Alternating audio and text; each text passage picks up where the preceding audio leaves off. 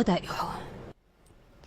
ونتابع في هذه الصور لحظة خروج ستماني الفقيد صلاح الدين الغماري من مستودعي الأموات بمستشفى مولاي عبد الله بالمحمدية في اتجاه مدينة مكناس، مسقط رأسه حيث سيوارى الثرى.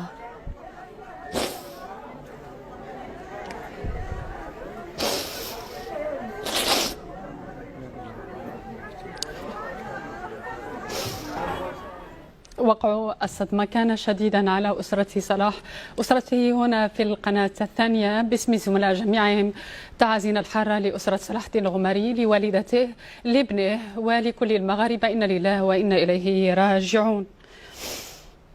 ووباء كورونا يواصل